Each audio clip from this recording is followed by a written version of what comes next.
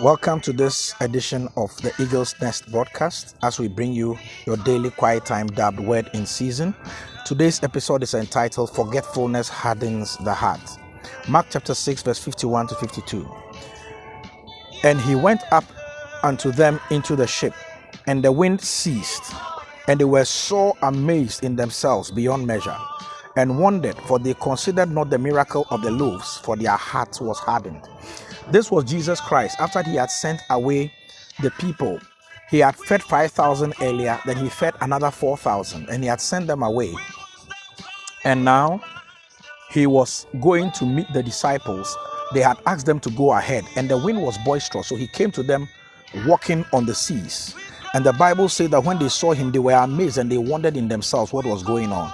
And verse 52 says that, for they considered not the miracle, or they didn't remember the miracle of the loaves, so their hearts were hardened. It was too hard for them to believe that this was Jesus walking on the water and coming to them to rescue them, because they had forgotten.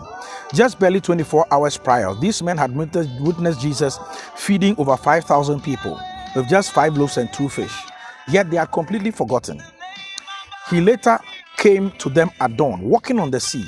He calms the boisterous storm that almost killed them, and yet their response was unbelief and a hardened heart. Dear believer, count your blessings.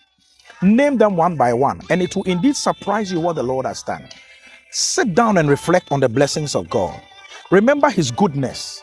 Recount them, write them down, name them one by one, and then you will begin to see the goodness of God in the past.